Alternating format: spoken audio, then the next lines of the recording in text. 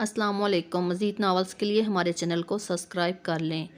آغا جان، مجھے آپ کی بات کا بہت پاس ہے، مگر جو آپ کہہ رہے ہیں وہ میرے لیے ناقابل قبول ہے۔ نہ آج نہ کبھی آئندہ یہ ناممکن ہے۔ آغا ولی خان کی بات سن کر اس نے صاف لفظوں میں انکار کر دیا۔ وہ ان کی بات پر حیران تھا اور حیران ہونے سے زیادہ غصہ تھا۔ ایسی بات وہ سوچ بھی کیسے سکتے ہیں؟ وہ ہوش میں تو تھے۔ یہ تو وہ جانتا تھا کہ حویلی کی ریت کے مطابق کسی عورت کا بیاہ خاندان سے باہر نہیں ہونا، پھر وہ چاہے 14 سالہ بچی ہو یا 40 سالہ عورت، اسے رہنا اسی گھر میں ہے۔ اپنی ذات کی نفی کر کر اس خاندان کی جائیداد کو محفوظ رکھنا تھا۔ وہاج حیدر خان کے لیے یہ سب ناقابل قبول تھا، مگر وہ کچھ نہیں کر سکتا تھا۔ اس نے عزم کیا تھا وہ اس گھٹیا رواج کو ختم کر کر ہی دم لے گا، اپنے اتنے سال کی تعلیم کو یوں ضائع نہیں ہونے دے گا۔ مگر وہ تو آج پہلی سیڑھی پر منہ کے بل گر پڑا تھا۔ اس کی اپنی ذات سے ایک کم سن لڑکی کو قید کرنے کا سوچا جا رہا تھا، اور وہ لڑکی جو اسے خود سے بڑھ کر عزیز تھی۔ کیا وہ خود سے 12 سالہ چھوٹی لڑکی کو اپنے حقوق کا پابند کر کے اس کی خوشیاں چھین سکتا تھا؟ نہیں، بالکل نہیں۔ بات کچھ قابل قبول ہوتی بھی اگر وہ لڑکی ہانیہ حیدر خان نہ ہوتی تو۔ اسی لیے آغا جان کو صاف صاف انکار کر کے چلا آیا تھا۔ وہاج حیدر خان کی زندگی کے پیمانے بہت وسیع تھے، مگر ان سب سے پہلے اگر کسی کی اہمیت تھی تو ہانیہ حیدر خان کی تھی۔ وہ اس کے چاچا کی بیٹی تھی۔ اسے یاد تھا وہ ایک سنہرا دن تھا جب اسکول سے آ کر اس نے حویلی میں ہلچل محسوس کی، اور ایک ننھی سفید گلاب سی پری کو دیکھ کر اس کے اندر تک سکون کی لہر دوڑ گئی۔ اسے دیکھ کر خوشی محسوس ہوئی تھی، سکون محسوس ہوا تھا۔ وہ اسے اپنی روح کا حصہ معلوم ہوتی تھی۔ بچپن سے اب تک وہ اس کے لاڈ اٹھاتا آیا ہے۔ وہاج بھائی کہتی نہ تھکتی تھی، اس کی فرمائشیں پوری کرنا اس کا فرض تھا، جیسے اس کے چہرے پر مسکراہٹ لانا اس کا مقصد تھا۔ مگر آج اس نے اس کی آنکھوں کے سارے خواب، ساری خوشیاں نوچ ڈالی تھی۔ وہ ایسا کبھی نہیں چاہتا تھا، کبھی بھی نہیں، مگر آغا جان کے کھیل کے آگے وہ کچھ نہیں کر سکتا تھا۔ چاچی ماں کے آنسو نے اسے بے بس کر دیا تھا۔ آغا جان اس کے سامنے 2 آپشن رکھے تھے، عبداللہ خان اور احمد خان۔ سے ہانیہ کے لیے ایک کا انتخاب کرنا تھا۔ عبداللہ خان اس کی پھوپھو ماں کے سسرال کا ایک فرد تھا۔ اسے فرد سے زیادہ بزرگ کہنا ٹھیک تھا۔ وہ عمر کے آخری حصے میں تھا۔ وہ ہانیہ کو دیکھے کنویں میں نہیں دھکیل سکتا تھا۔ احمد خان، وہ جو اس کے چھوٹے چاچا کا بیٹا تھا، 2 سالہ بیٹا، انہوں نے بہت سوچ سمجھ کر اس کے سامنے سوال رکھا تھا۔ وہ اس سے ہارنے والے نہیں تھے اور وہ ہارنے نہیں تھے۔ ہانیہ حیدر خان۔ اسی رات ہانیہ وہاج حیدر بن گئی تھی۔ رات آدھے سے زیادہ بیت چکی تھی۔ وہ سر ہاتھوں میں تھامے بیٹھا تھا۔ وہاج بھائی، ایک بات تو بتائیں۔ وہ چہرے پر مٹھی ٹکائے اس سے مخاطب تھی۔ وہ دونوں اس وقت اسٹڈی میں موجود تھے۔ ہاں پوچھو، اس نے اسے دیکھتے ہوئے کہا۔ وہ پوری طرح اس کی جانب متوجہ تھا۔ میڈیکل میں جانے کے لیے مجھے FSC سے کتنے مارکس چاہئیں؟ وہ سنجیدگی سے پوچھ رہی تھی۔ اس نے جواب دیا، مگر اس جواب کا کوئی معنی نہیں تھا۔ وہ چھوٹی سی لڑکی اس کے لیے سب سے اہم تھی۔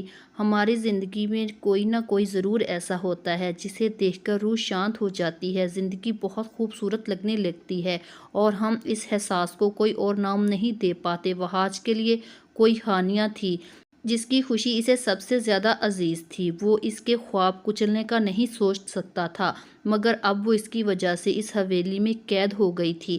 اس پھول سی لڑکی کو وہ مرجھانے نہیں دے گا۔ ہانیہ حیدر وہاج کے لیے ہمیشہ ہی خوشی کا باعث رہا ہے اور آئندہ بھی رہے گا۔ حویلی والوں کو اپنے کچھ اصول بدلنے پڑیں گے۔ وہ ہانیہ حیدر کو ٹوٹنے نہیں دے گا، ہرگز نہیں۔ کمرے کا دروازہ کھولتے ہی کوئی چیز اس کے جوتے سے ٹکرائی۔ اس نے قدم پیچھے کیے۔ اندر بالکل اندھیرا تھا، تمام لائٹس بند تھیں۔ اسے معاملے کی سنگینی کا اندازہ ہوا۔ ہانیہ لائٹس آف نہیں کرتی تھی۔ اسے اندھیرے سے ڈر لگتا تھا، مگر آج خود پر تف بھیجتے ہوئے اس نے احتیاط سے کمرے کی لائٹس آن کر دی۔ ایک حیرت کا جھٹکا لگا اسے۔ کچھ پل حیران سا وہیں کھڑا رہا۔ پورا کمرہ بکھرا پڑا تھا، ہر چیز نیچے فرش پر ٹوٹی ہوئی پڑی تھی۔ یہاں تک کہ دلہن کے آج کے زیورات بھی قالین پر بکھرے اسے منہ چڑھا رہے تھے۔ سب سے نظریں ہٹا کر اس نے ہانیہ کی تلاش میں نگاہ دوڑائی۔ وہ ایک طرف نیچے قالین پر بیٹھی تھی اور اس کا چہرہ رونے کی شدت سے سرخ ہو رہا تھا۔ لہنگا بھی اپنے ہونے پر آنسو بہا رہا تھا۔ وہ بار بار اپنی آنکھیں صاف کرتی۔ دودھ جیسے سفید چہرے پر کالا کاجل اپنی لکیریں کھینچ چکا تھا۔ اسے دیکھ کر ایک بار خود سے نفرت محسوس ہوئی۔ اس نے قدم آگے بڑھائے۔ ہانی وہ اس کے سامنے بیٹھی تھی۔ وہ مجرم بنا کھڑا تھا۔ پکار پر ہانیہ نے سر اٹھا کر اسے دیکھا اور وحاج حیدر نے خود کے لیے فنا ہونے کی دعا مانگی۔ وہ اس سے نگاہیں نہیں ملا پا رہا تھا۔ جن نظروں میں اپنے لیے احترام، محبت، اعتبار دیکھنے کی عادت ہو، ان میں خود کے لیے نفرت، حقارت اور بے اعتباری دیکھنا دنیا کا مشکل ترین کام ہے، اور وحاج حیدر اس فعل سے گزر رہا تھا۔ آپ کی ہمت کیسے ہوئی میرے سامنے چلے آئے؟ غصے اور حقارت سے وہ اس پر چلائی تھی۔ اسے برا نہیں لگا تھا۔ وہ اس کا حق رکھتی تھی۔ آپ کی وجہ سے، صرف آپ کی وجہ سے۔ وحاج نے سر ہاتھوں میں تھاما۔ اذیت تھی۔ ایک دھوکے باز اور فراڈ انسان ہے، وعدہ خلاف، دوغلے شخص۔ آپ نے کہا تھا ایسا کچھ نہیں ہوگا، اور آپ کتنے اچھے اداکار ہیں آپ وحاج حیدر۔ دوست کے روپ میں میرے سب سے بڑے دشمن نکلے آپ۔ میری خوشیاں چھین لی آپ نے مجھ سے، میری زندگی ختم کر دی۔ آپ خدارا جائیں یہاں سے۔ آپ جیسے گھٹیا شخص کی صورت میں نہیں دیکھنا چاہتی۔ میری زندگی برباد کر دی ہے آپ نے۔ جائیں یہاں سے، چلے جائیں۔ وہ نہ چاہتے ہوئے بھی کمرے سے نکل گیا۔ اس کی ایک آنکھ ایک مخصوص آواز سے کھلی۔ کوئی اس کا کندھا ہلا کر اسے اٹھانے کی کوشش کر رہا تھا۔ بری طرح حواسوں میں آ کر وہ بکھلا کر اٹھ بیٹھے۔ اس کی چھوٹی ماں اس کے قریب بیٹھی تھی۔ وہ غیب تماخی سے اس نے دیکھنے لگی۔ کل کے واقعات ذہن میں آتے ہی اس نے فوراً رخ موڑ لیا۔ اب اور کتنا ناراض رہو گی ہانی؟ جو ہونا تھا وہ ہو گیا۔ تم بھی اس گھر کے اصولوں سے واقف ہو۔ اس نے افسوس سے اپنی ماں کو دیکھا۔ وہ ہمیشہ ہی اس گھر کے اصولوں اور لوگوں سے خائف رہتی تھی۔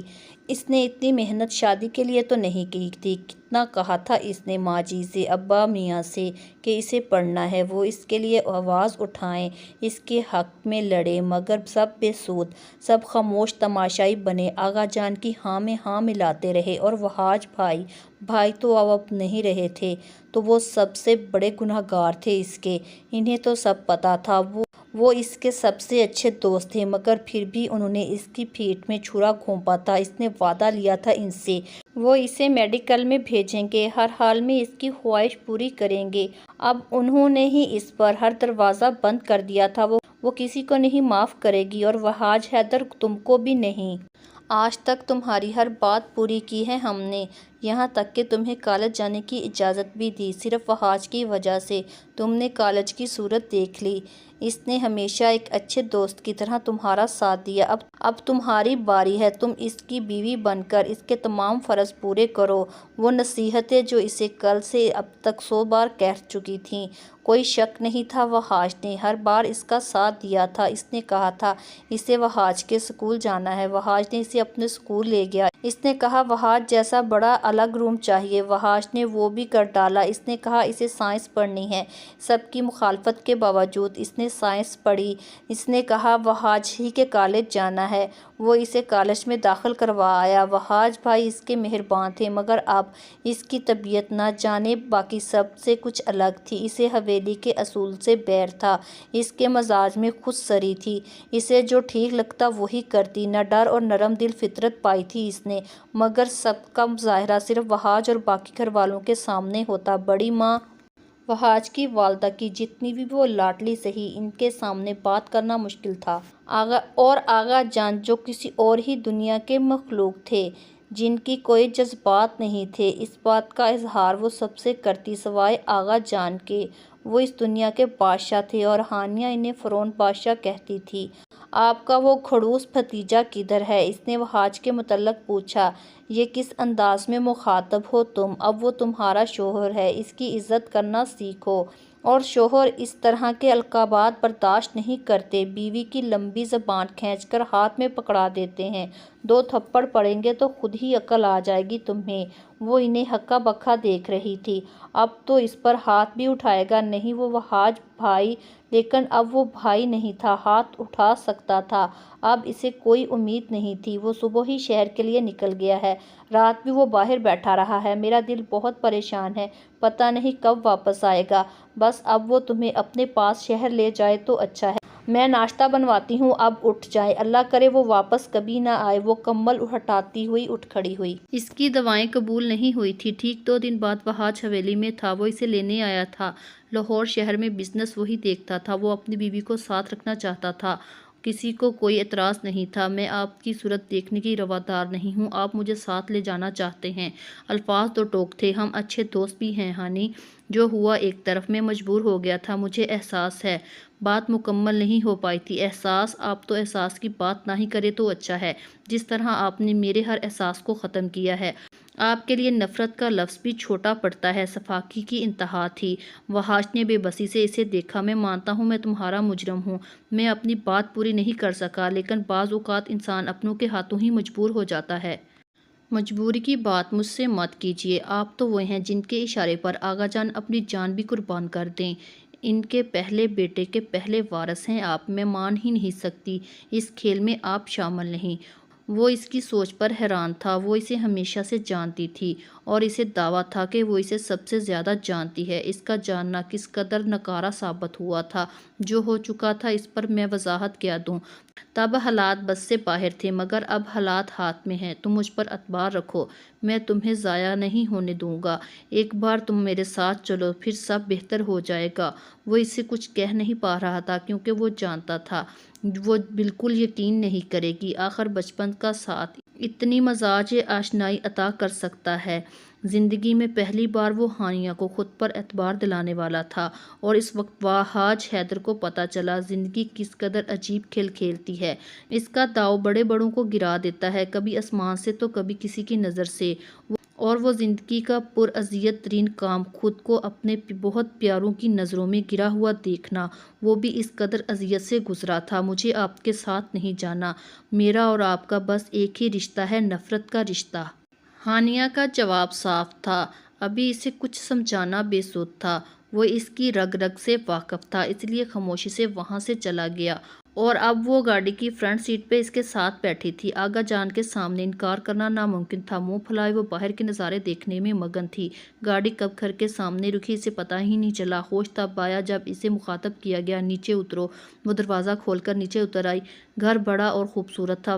وحاج کی قیادت میں وہ اندر کی طرف بڑھی، ہر چیز چمکتی تھی۔ اسے اندازہ لگایا گیا کہ گھر یقیناً نیا لیا گیا ہے، ورنہ شہر کے گھروں میں ایک بار آ چکی تھی، مگر یہ گھر اس سے زیادہ خوبصورت تھا۔ سیڑھیاں چڑھ کر وہ ایک کمرے میں داخل ہو گیا۔ وحاج رک گیا، وہ جو ہر چیز کو پرکھتی نگاہوں سے دیکھ رہی تھی۔ اس کی بات پر چونکی۔ یہ ہمارا روم ہے، وہ ہاتھ سے گھڑی اتار رہا تھا۔ ہمارا کیا مطلب؟ میں آپ کے ساتھ روم میں نہیں رہوں گی۔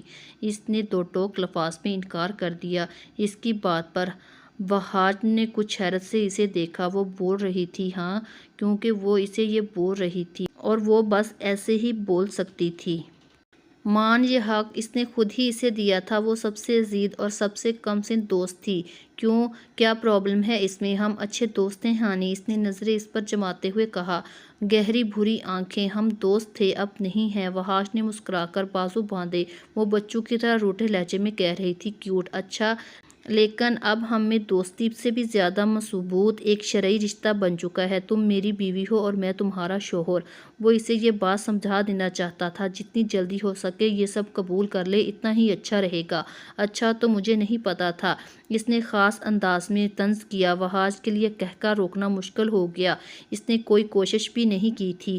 وہ سچ میں اس سے بہت چھوٹی تھی، کہنے کو 18 سالہ دوشیزہ، مگر معصومیت سے 8 سالہ بچی جیسی تھی۔ سب اس کے بعد بھی وہ اپنے مخصوص انداز میں اس سے باتیں کر رہی تھی۔ آپ اگر کسی بھول میں ہیں تو آنکھیں کھولیں، آپ کی وجہ سے میری زندگی کا سب سے بڑا خواب مٹی ہوا ہے۔ آپ کے ساتھ رہنا کیا، آپ کو سامنے برداشت کرنا میرے لیے بہت مشکل ہے۔ آپ کی وجہ سے میری سب غصے سے اس کا سانس پھول گیا۔ آپ کو اندازہ نہیں آپ نے کیا کیا ہے، بالکل اسی طرح جیسے آپ کو یہ اندازہ نہیں مجھے کس قدر برے لگتے ہیں۔ وحاج نے لب کھولے مگر اس نے بات جاری رکھی، آپ نے جو کرنا تھا کر لیا، مگر اب آپ نے مجھے مزید اذیت دی تو میں کچھ کرنے سے باز نہیں آؤں گی، کچھ بھی مطلب کچھ بھی۔ یہ کہہ کر وہ رکی نہیں۔ وحاش نے ایک گہرا سانس لیا۔ وحاش نے یہ کہہ تو دیا مگر وہ اسے تنگ نہیں کرنا چاہتا تھا، بس ماحول کو معمول پر لانے کے لیے کوشش کی تھی، لیکن وہ کوشش بہت سنگین ثابت ہوئی۔ اس کی ذرا سی بات کو اس نے کیا سمجھا اور کیا کچھ کہا، وہ ایک طرف، مگر وہ اس کے مزاج سے خائف تھا، اسے ڈر تھا ہانیہ ان حالات میں کسی اپنے کو نہ کھو دے، کچھ ایسا ویسا نہ کر دے۔ وہ ایک جذباتی اور معصوم سی لڑکی تھی۔ اس کی بات کے پیش نظر بیڈ روم کے ساتھ محلوطہ اسٹڈی میں رہنا اس کے لیے مشکل نہیں تھا۔ صبح آفس اور شام میں گھر۔ وہ اس سے بات کرنے کی ذرا سی کوشش کرتا مگر وہ تو گویا عہد کیے بیٹھی تھی۔ ہانیہ نے کبھی اس سے بات کا جواب نہیں دیا، صرف کام کی بات میں کچھ ذرا سا بول دیتی۔ وحاش اس کے رویے سے پریشان تھا، وہ جانتا تھا اس نے کیا کھویا ہے۔ اف اللہ، ڈاکٹر کی لائف بھی کتنی زبردست ہوتی ہے، وائٹ کوٹ کتنا اچھا لگتا ہے، وہ سب اس سے بڑھ کر ایک بلا مقصد زندگی، دوسروں کے کام آنے میں سب کچھ اچھا ہو سکتا ہے کیا؟ بچپن سے اب تک ڈاکٹر بننے کا خواب دیکھا تھا اس نے، اور اب ہانیہ کو یہ بات جاننا چاہیے تھی کہ اس کے گھر کی لڑکیاں صرف گاؤں کے اسکول تک پڑھ سکتی تھی۔ یہ بتلاؤ بھی بہت مشکل سے آیا تھا۔ وہ پہلی لڑکی تھی جو کالج گئی تھی، مگر وہاں جا کر جیسے اس کی یہ خواہش اور پختہ ہو گئی تھی۔ وحاش حیدر اس کا واحد دوست تھا جو اس کی ہمت حوصلہ افزائی کرتا۔ پڑھائی کے لیے جب وہ ملک سے باہر گیا تو وہ فون پر اس کا دماغ کھاتی، تب بھی وہ ہر سال صرف اس کے لیے اپنے گھر آتا تھا کیونکہ ہانیہ ایسا چاہتی تھی۔ اب وہ اس سے بات کرنے کی روادار نہیں تھی، بلکہ وہ تو کسی سے بات نہیں کرنا چاہتی تھی اور نہ ہی کرتی تھی۔ وہ اداس تھی، بہت اداس۔ بی بی آپ کا فون ہے، رفت بوا نے آ کر اسے اطلاع دی تھی۔ سستی سے قدم اٹھائے اس نے ریسیور اٹھایا۔ Hello, congratulation honey. دوسری طرف وحاش تھا۔ اس نے پہچاننے میں دیر نہیں لگی۔ کس لیے؟ اس نے جمائی روکتے ہوئے پوچھا۔ میڈم نے بورڈ میں پوزیشن لی ہے اور پوچھ رہی ہے کس لیے۔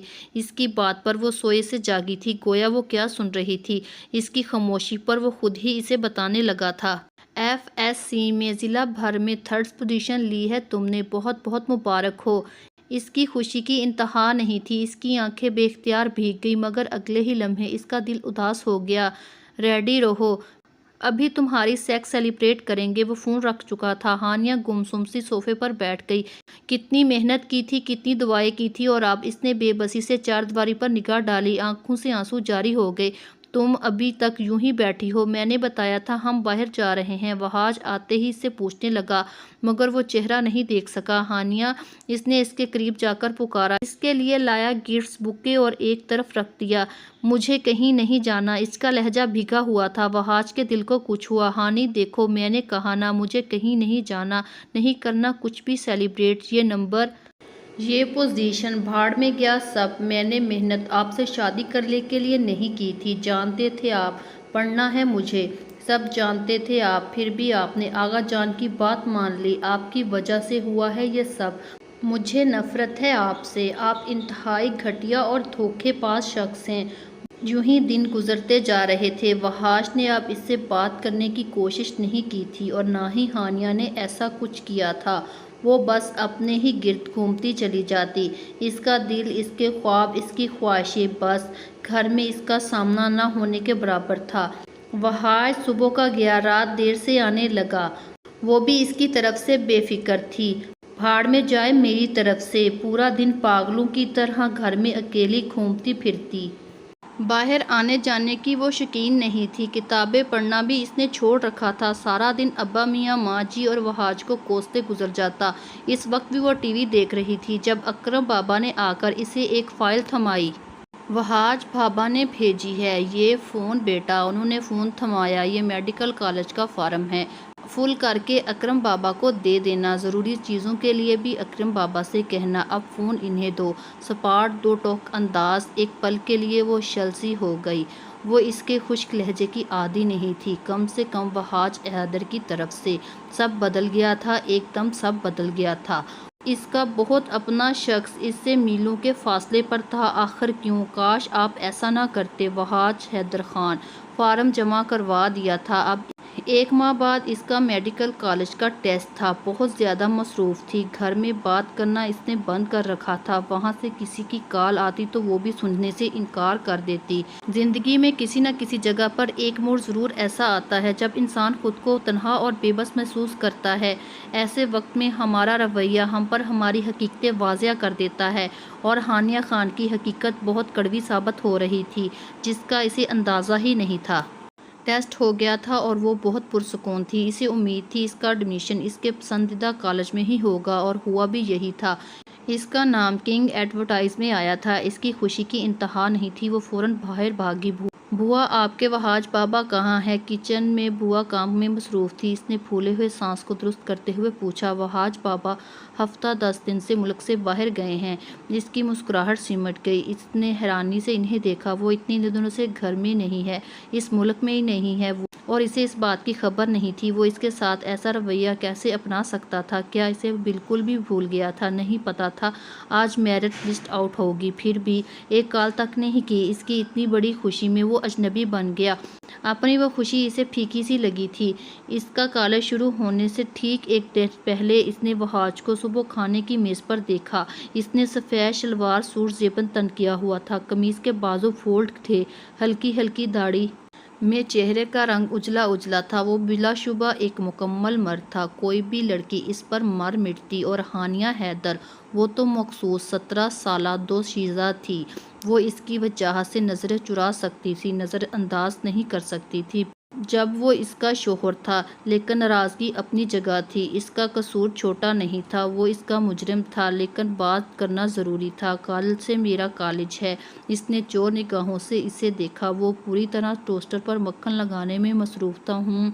आई नो, बस इतनी सी बात। कल पहला दिन है कॉलेज में हानि। First impression is last impression. Teachers तुम सबसे तारुफ लेंगे। कोई फजूल बात बढ़ा चढ़ाकर अपने कारनामे बताने की ज़रूरत नहीं। टीचर की हर बात पूरी ध्यान से सुनना। बस इतना बताओ जितना पूछा जाए और हर एक लड़की से मुस्कुराकर अच्छे से बात करना, मगर किसी से ज़्यादा फ्री होने की ज़रूरत नहीं। इसे अपना FSC का पहला दिन शिद्दत से याद आया, पर पुराना वहाज हैदर शिद्दत से याद आ रहा था।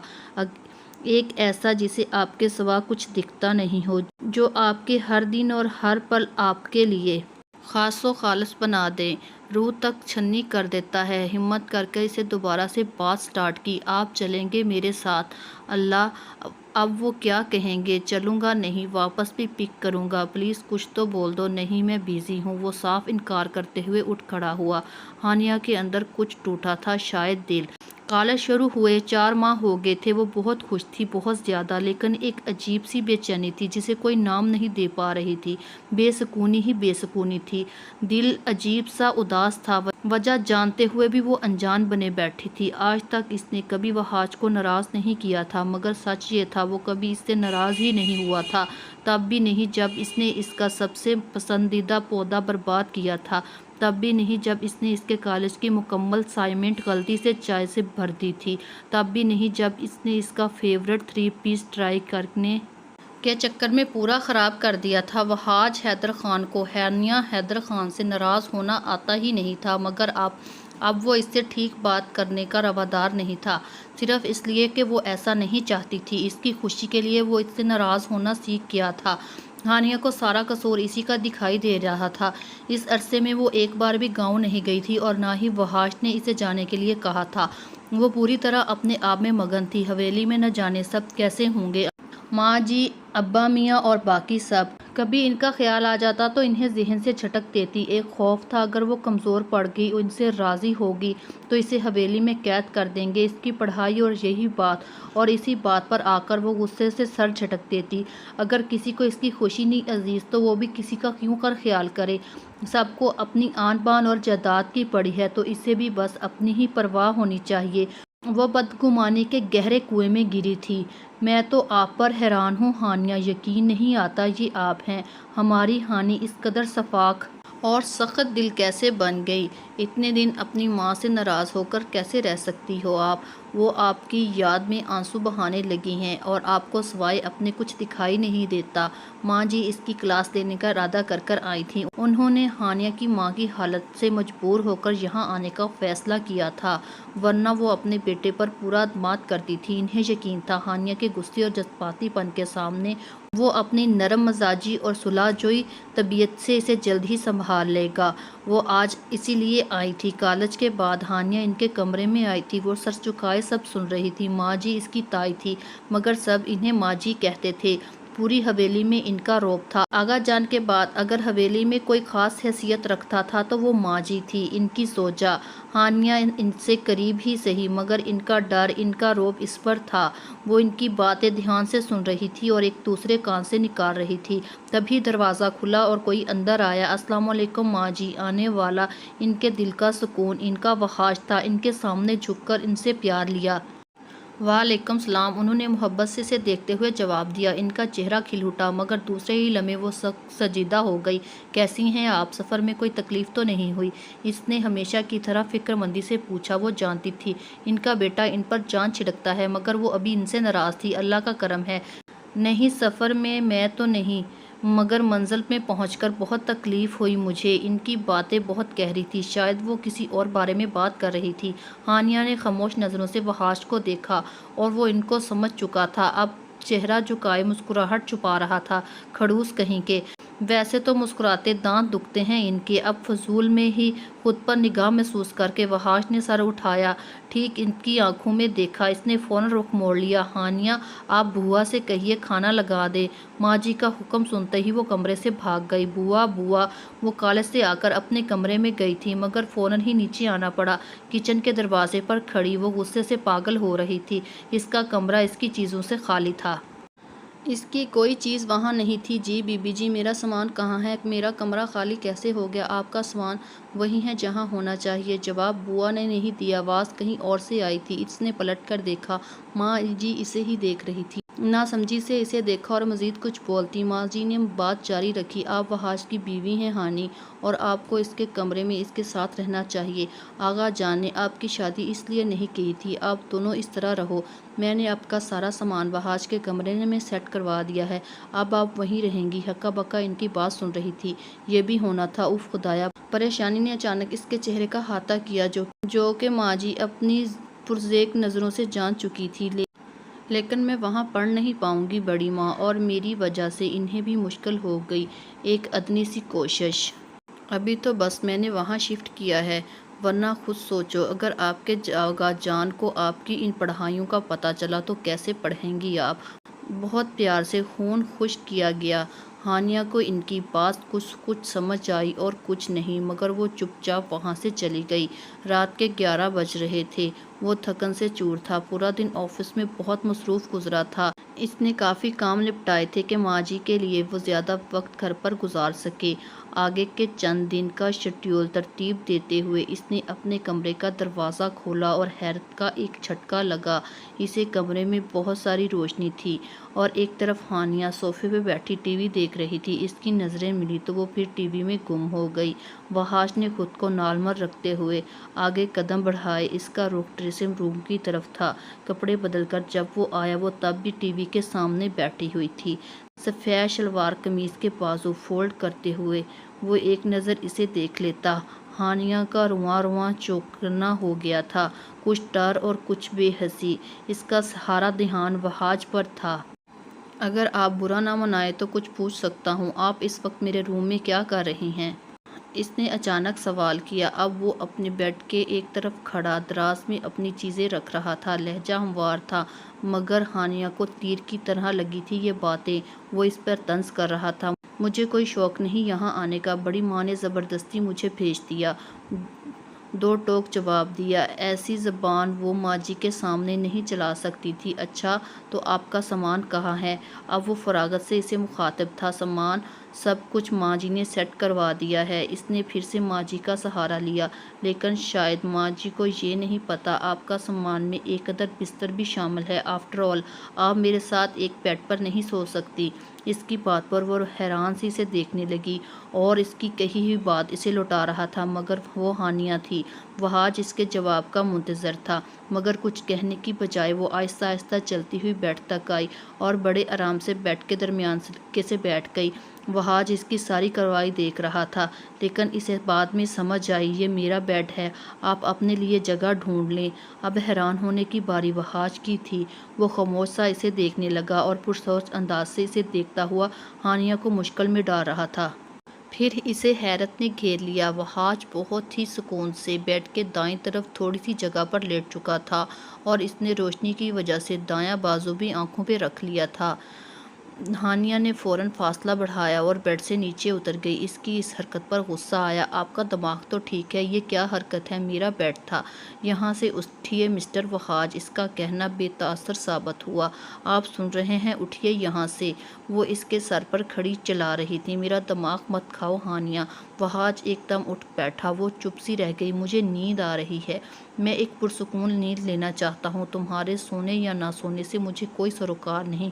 یہ میرا روم ہے اور یہاں آپ میری دسترس میں ہیں، اب کوئی آواز مت آئے، سخت لہجے میں کہتا دوبارہ لیٹ چکا تھا۔ ہانیہ کی سماعتوں میں اب تک اس کے الفاظ گونج رہے تھے۔